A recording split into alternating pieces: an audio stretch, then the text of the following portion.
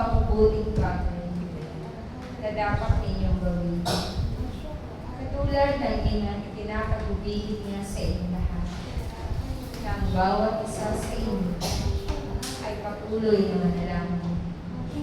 Sapagkat ang pananalangin ninyo ay siya ninyong makikipag-ugnayan sa Diyos, at patuloy na ang puso ninyo ay nalalapit sa Diyos. Aking mga anak, kayo sa panahong ito ay itinakda ng Diyos bilang tagapagpanalangin at tagapagbantay sa mga kalangitan at sa mga sakunang paparating. Kaya kung ano man ang ipinagtatagubilin ng Diyos na inyong dapat gawin, ito ay pagsikapan ninyong gawin, sapagkat ito ay makabubuti para sa inyong lahat. Ipinabahagi ng Diyos sa inyo ang mga bagay na inyong ikaliligtas, sapagkat kayo ay iniibig ng Diyos. Ako ang inyong inang Maria na itinalaga ng Diyos bilang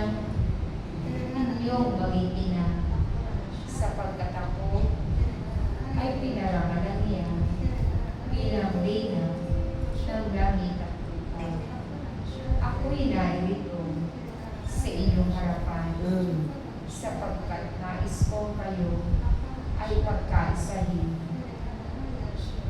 Sapagkat maraming magaganap sa pararating na panahon, katulad na lamang ng tag-init sa panahon ito.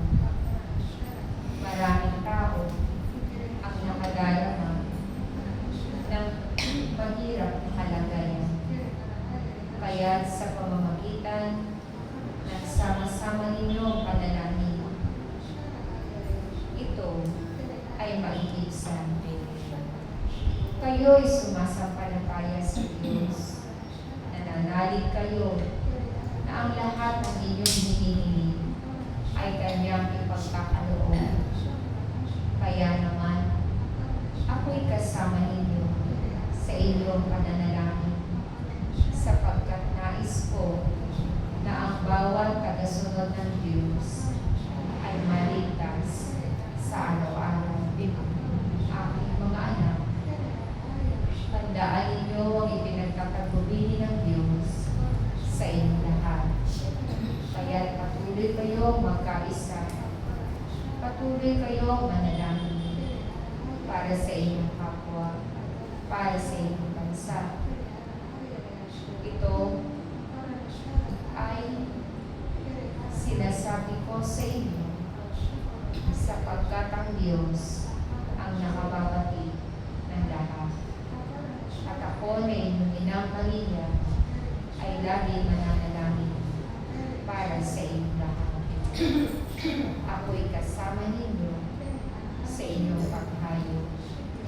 Naway maghayag kayo ng salita ng Diyos upang ang mga tao walang pananampalataya ay magkaroon nito upang sila ay maligtas. Maraming salamat sa inyong patuloy na pakikiisa sa gawain ito. Pagmahalan kayo sapagkat ang huling panahon na ito ay gugulin ninyo sa pagtutulungan at pagmamahalan. At huwag nyo nang ibahagi ang pagkakagulo sapagkat ang kalooban ng Diyos ay kayong lahat ay magmahalan. Maraming salamat sa inyo. Praise God.